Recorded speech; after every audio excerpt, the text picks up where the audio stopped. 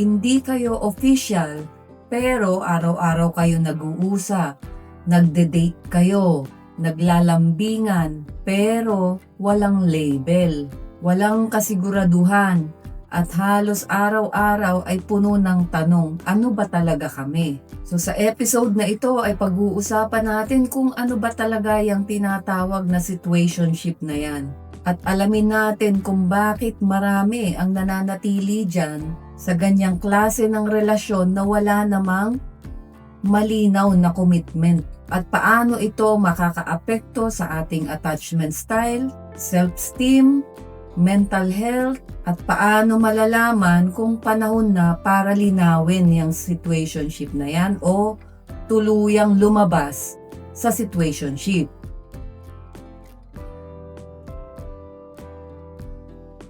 Welcome back sa aking channel. Ako po muli si Lorelli, ang inyong Ate Lors.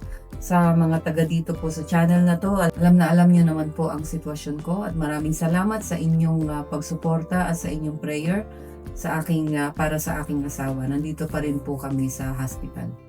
Okay, so maganda yung topic natin ngayon. Ito yung tungkol sa situationship.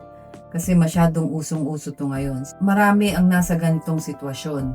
Kaya pag-usapan natin, ano ba talaga tong situationship na ito?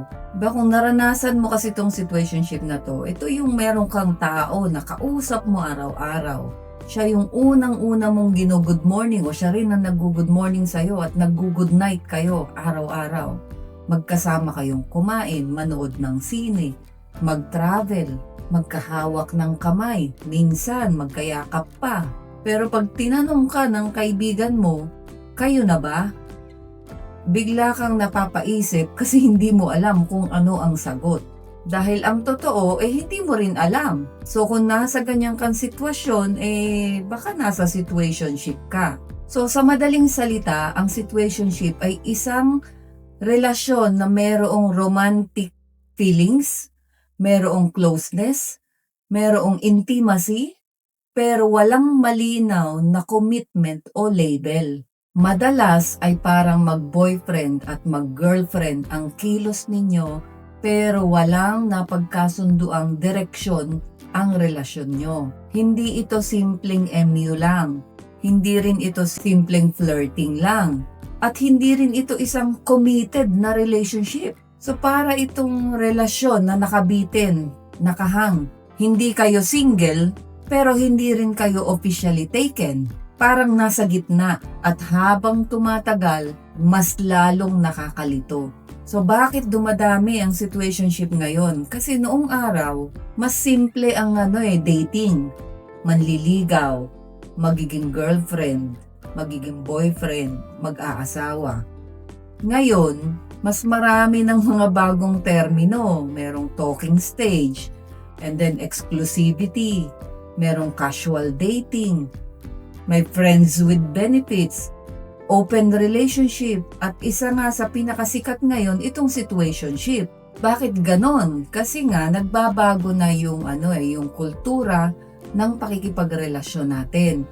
Mas marami na kasing choices, mas maraming dating apps, mas maraming tao ang natatakot sa commitment. At eto pa, mas marami na rin kasi ang takot masaktan o masaktan muli. Kaya ang iba, mas pinipili nila na magkaroon na lang muna ng ganitong relationship na walang label, walang commitment. Yung parang relasyon na hindi relasyon. Diba? Parang nakakalito ang gulo, diba? Ginagawa ninyo halos lahat ng ginagawa ng magkasintahan, ng mag-boyfriend, nagde-date nga, nag-uusap gabi-gabi, lahat. Inaalagaan ng isa't isa, nagkakaroon ng intimacy, pero kapag usapang commitment na, biglang nagbabago ang tono. Diba? Parang sasabihin, let's just enjoy the moment. Ayokong lagyan ng label. Tingnan na lang natin kung anong mangyayari. At dahil emotionally attached ka na, mahal mo na, pumapayag ka, umaasa ka, baka hindi pa lang siya handa, ayan ang mga pwede mong isipin. Kaya nag-i-stay sa isang relasyon na wala namang commitment. Ang problema sa relasyon na walang label at sasabihin na hindi naman importante ang label. Kasi hindi naman label ang magpapalalim ng relationship namin, ng pagmamahala namin. Pero sa relasyon, napaka-importante ng clarity, yung malinaw. Kasi kapag walang malinaw na usapan, walang malinaw na expectation, walang malinaw na accountability, walang malinaw kung saan patutungo yung inyong pinagsasamahan, yung inyong relasyon, mahirap to kasi hindi malinaw kapag halimbawa nagkaroon ng problema o nasaktan mo yung damdamin ng isa. Mahirap umamin kung sino ang may kasalanan, sino ang nakasakit.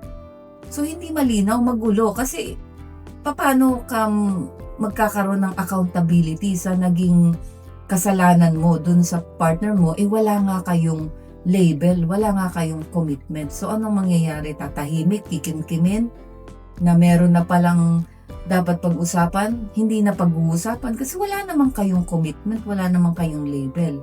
So hanggang ganun lang, nakahang. So parang ang mangyayari dyan, pinakamagandang example dyan, para kang umuupa ng bahay. Di ba, pag umuupa ka, hindi ikaw ang may-ari. Nandoon lahat ng gamit mo, yung toothbrush mo, di ba? Lahat, nasa banyo, mga damit mo, lahat. Naglilinis ka, nagbabayad ka ng kuryente, pero wala kang kontrata. Anumang oras, pwede kang paalisin. Kung may kontrata ka man, anumang oras, pwedeng ikansela ng may-ari. Ganito ang pakiramdam ng isang situationship. Parang nasa loob ka ng relasyon, pero wala kang kasiguraduhan hanggang kailan ka dyan sa relasyon na yan. Bakit mas mahirap ang situationship kesa sa breakup? Bakit mas masakit yan? Nakakagulat to, pero base sa mga pag-aaral, mas mahirap makarecover sa situationship kesa sa breakup.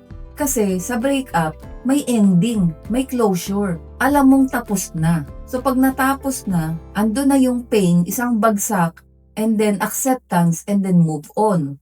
Samantalang sa situationship, walang malinaw na simula, walang malinaw na katapusan, palagi kang nag-iintay kung ano na, nalilito, nakahang ka lang talaga dyan. Anong nangyayari? Umaasa, nag-iisip, nag-a-analyze, puro tanong, na walang sagot, at bawat maliliit na message nagiging malaking pag-asa.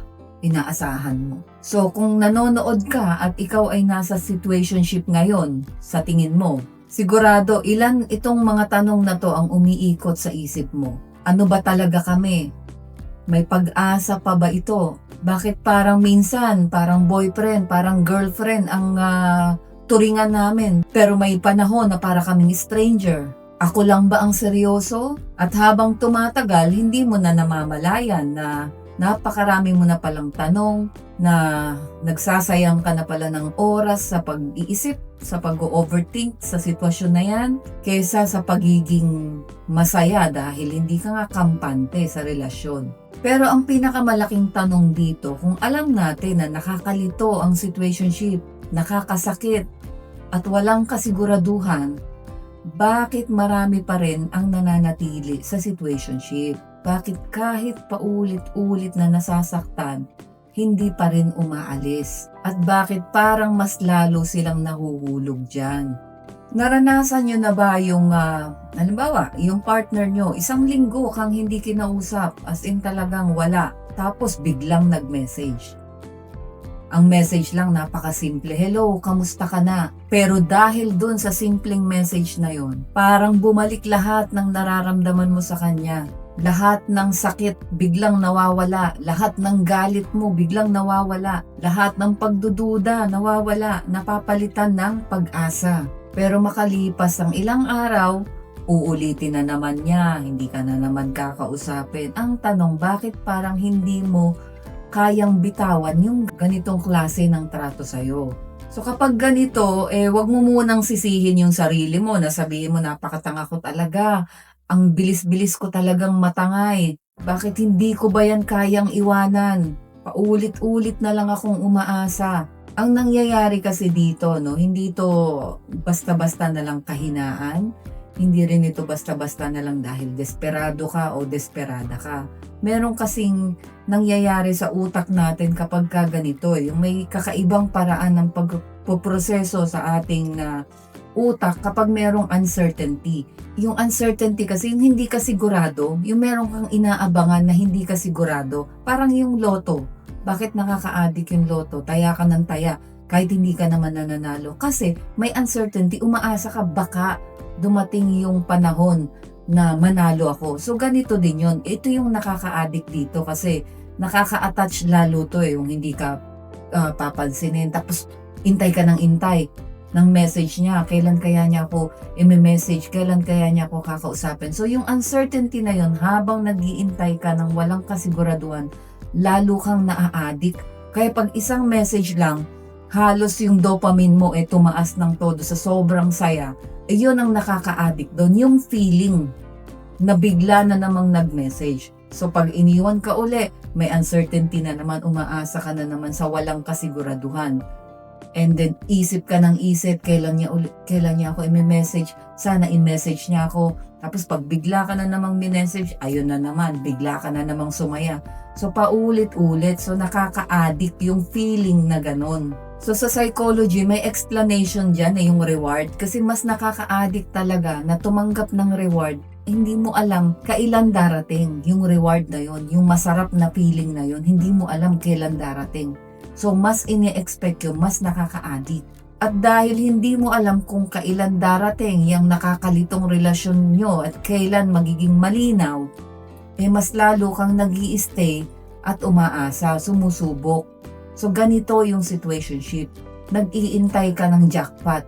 Ito yung madalas naman na makita sa isang situationship, yung breadcrumbing. Yung maliit na pag-asa lang yung ibibigay sa'yo. Maliit na attention pero napakalaki ng epekto sa'yo. Isang good morning lang, isang heart reaction lang sa post mo, isang late night chat lang, isang message lang sa'yo na miss kita. Napakalaki ng epekto sa'yo. Tapos pagkatapos nun wala na uli. Ito ang tinatawag na breadcrumbing. Kapag ang isang tao ay nagbibigay sa'yo ng paminsan-minsang atensyon o affection, hindi siya consistent, paminsan-minsan lang. So nananatili ka dyan kahit na hindi nagbibigay ng malinaw na commitment. Kung titingnan nyo, kapag nasa healthy na relationship kayo, hindi mo kailangang hulaan kung mahal ka. Ramdam mo alam mo. Pero kapag nasa situationship ka, bawat maliliit na effort na binibigay sa'yo, nagiging napakalaking bagay. Yung nai-interpret nyo na kaagad, halimbawa mabilis mag-reply. Sasabihin mo kaagad, baka seryoso na to sa akin. In-story ka sa Facebook. Sabihin mo baka gusto niya na akong ipakilala sa pamilya niya. Sinabi niyang, I miss you, miss kita. Tapos sasabihin mo sa sarili mo, baka malapit na to. Baka magiging committed na to sa akin. So pagka ganyan, unti-unti hindi mo napapansin yung standard mo ay pababa ng pababa. Tumatanggap ka na ng kaunting attention lang. So yan yung breadcrumbing, tinatanggap mo na lang. Ito naman, yung umaasa ka, natatrap ka sa pag-asa. Ito yung isa sa pinakamapanganib na bahagi ng situationship. Hindi ka nananatili dahil masaya ka. Nag-i-stay ka dahil umaasa ka na magbabago siya, na magko-commit din siya, na magiging handa din siya. Napipiliin ka rin na maging seryoso yung relasyon ninyo balang araw. At habang tumatagal, yun na, mas lalo kang nahihirapang umalis kasi umaasa ka na lang ng umaasa. Hindi dahil gumaganda yung relasyon nyo, kundi dahil lumalaki yung investment mo dun sa situationship ninyo. Diyan mo naiisipin na ang dami ko nang na-invest dito. Sayang kung iiwanan ko pa. Diba? Para kang nanonood ng isang movie na nanood ka sa sinihan, nagbayad ka, sa kalahatian ka na ng palabas, ang pangit, hindi mo nagugustuhan, pero hindi ka umaalis. Kasi sasabihin mo, sayang yung binayad, tapusin na. So parang ganyan yung situationship. 3 taon na kaming ganito, ang dami ko nang naiiyak, ang dami ko nang isinakripisyo. Kaya kahit hindi ka masaya at para kang nakalutang sa relasyon na yan, hindi ka pa rin umaalis. So ang nangyayari dito, minsan hindi na yung tao yung minamahal mo dito. Ang inaasahan mo na dito, yung magiging siya. Minamahal mo na yung potential na darating din ng panahon na magko-commit din yan. Magkakaroon din ng label yung relationship namin. Yun na yung minamahal mo, baka maging kami, baka maging official din kami. So habang minamahal mo yung future vision na gusto mong mangyari, mas hindi mo nakikita kung paano ka nasasaktan sa kasalukuyan at kung paano ka nagsasayang ng panahon. Hindi masamang umasa kasi ang pag-asa, magandang bagay yan, positive yan. Ito ang dahilan kung bakit tayo lumalaban, di ba? Pero kapag ang inaasahan mo naman, walang basihan, puro pangako, puro baka, maybe, puro salita, pero wala kang nakikita na patutunguhan na talagang seryoso at commitment, yung pag-asa wala, parang matatrap ka lang dyan, naka-stuck ka lang dyan. Pag-usapan natin yung mga attachment style kasi ito may connection to bakit ka pumapayag sa situationship? Kapag takot kang maiwan, yung paano ka minahal ng nagpalaki sa'yo nung bata ka pa? Palagi ba silang present? Nandyan ba sila para sa'yo? O minsan, mainit ngayon, malamig bukas, available ngayon, busy kinabukasan. So ayon kasi sa mga attachment theory, ang paraan ng pagmamahal na naranasan natin noong kabataan natin maaaring makaapekto sa paraan ng ating pakikipagrelasyon pag matanda na tayo, pag adult na tayo. Ang mga taong may anxious attachment, yung mga takot maiwan, ay kadalasan ay nananatili sa situationship kasi kaysa tuluyang mawalan ng connection kasi takot nga silang maiwan So kapag anxious ang attachment style mo, karamihan ay hindi nangangailangan ng perfect na relationship. Ang gusto lang nila ay huwag maiwan, huwag mag-isa. So kahit na konti lang yung ibinibigay na atensyon na pagmamahal, tinatanggap. Kahit minsan lang magparamdam sa kanya, sapat na yun sa kanya. Kasi ang maiisip mo dyan, okay na to, mas mabuti na to, meron ka situationship kesa sa wala. Dito nagsisimulang maging delikado ang situationship. Kasi hindi mo na hinahanap ang healthy na relationship. Hinahanap mo na lang kahit konting assurance, pwede na sa'yo. So, bumababa yung standard mo sa pakikipagrelasyon. Kapag may anxious attachment style kasi ito yung mga, takot sa rejection. Yung bawat scene zone, parang rejection ka agad. Dimbawa, scene lang yung message, feeling rejected ka agad. Bawat late na reply, feeling rejected ka agad. Kaya imbes na lumayo, mas lalong kumakapit kasi natatakot na maiwan, natatakot na ma-reject. Kasi yung merong anxious attachment style, ito yung gustong nararamdaman na palagi silang pinipili, hindi iniiwan. Isa pa, kapag hindi mo na nakikita yung katotohanan, mas pinipili mo ng paniwalaan yung pinaniniwalaan mo kaysa dun sa katotohanan. Yung ikaw na mismo yung magja-justify bakit situationship lang kayo kasi 'di ba sasabihin mo hindi pa lang kasi yan ready. Darating din ang tamang panahon. Kasi meron pa siyang mga gustong gawin sa buhay kaya situationship lang muna kami kaya walang label. So ikaw pa mismo yung magja-justify. So pero minsan kasi ginagamit natin itong mga paliwanag na to hindi para maintindihan yung sitwasyon kundi para magamot yung pag-asa, yung meron ka kasing inaasahan.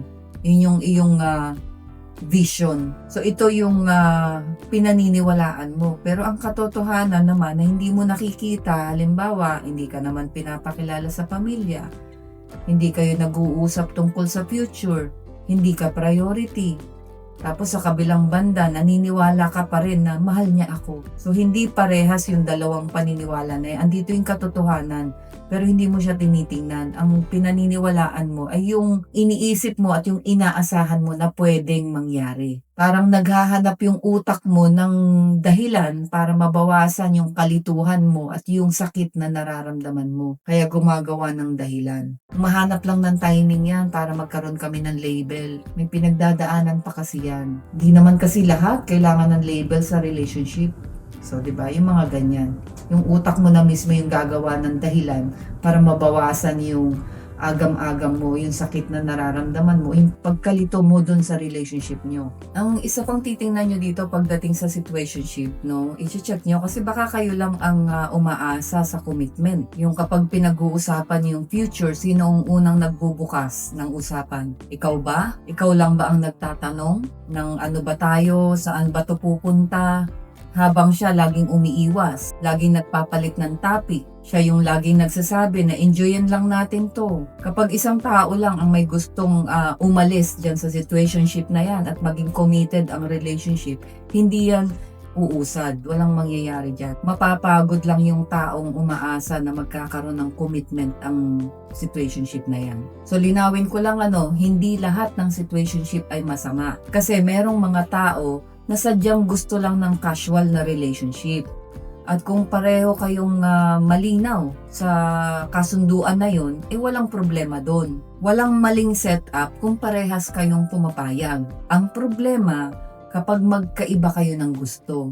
Kapag yung isa ay naghahanap ng kapartner o ng commitment, habang ang isa ay naghahanap lang ng pansamantalang kasama. So kung parehas nyong gusto ang casual na relationship at walang commitment, walang setup, maaari itong gumana. Ngunit kung ang isa sa inyo ay naghahangad ng malinaw na commitment at yung isa ay ayaw, malamang talaga mauuwi yan sa emotional pain at dissatisfaction. So paano ka naman makakalabas sa situationship? Hindi ito nagsisimula dun sa paglayo. Nagsisimula ito sa pagiging tapat. Una, ano ba talaga ang gusto mo? Casual lang ba? O gusto mo ng commitment? Pangalawa, maging tapat ka dun sa ka-situationship mo. Huwag kang matakot na tanungin siya, ano ba talaga ang gusto niya? Hindi ito pagiging needy. Hindi rin ito pamemreasure. Ito ay emotional maturity kasi gusto mo lang linawin talaga anong meron. So, situationship nga, pero siya ba talaga gusto niya ng situationship? Ikaw ba talaga gusto mo ng situationship? So, tanungin nyo, kailangan maging tapat kayo sa mga sarili nyo. Ngayon, dyan nyo malalaman kung parehas kayo ng gusto o hindi. Na-discuss na natin kanina. Kasi ito yung mahirap sa situationship. Hindi about dun sa, hindi na questionable kung gusto ka, kung mahal ka Kung parehas kayo ng gusto. Parehas kayo ng direksyon. Kasi hindi lahat ng taong mahal mo, yun yung tamang tao na makakasama mo sa buhay. Minsan kasi matino naman yung tao na yan, kaso hindi yan handa na ibigay yung relasyon na kailangan mo. So, if you're in a situationship, ang i-assess nyo lang dyan, mas marami bang kapayapaan ang ibinibigay sa akin itong klase ng relasyon na to? O mas marami itong sakit, pagdududa, o kalituhan, hindi ako mapakali, di ba? Kasi yan yung titimbangin mo dyan, kung ikaw ba ay komportable sa relasyon na yan. So alam naman ninyo yan, kasi kung totoong pagmamahal, healthy relationship, committed relationship, hindi puro maybe. Sa situationship, maraming maybe. Baka. Ayun, so I hope ay naipaliwanag ko sa inyo ng maayos ang tungkol sa situationship. At sa mga hindi pa po nakasubscribe sa aking YouTube channel, pasubscribe naman po at paki-comment naman kung taga saan kayo or kung nakaranas na ba kayo ng situationship. Thank you so much.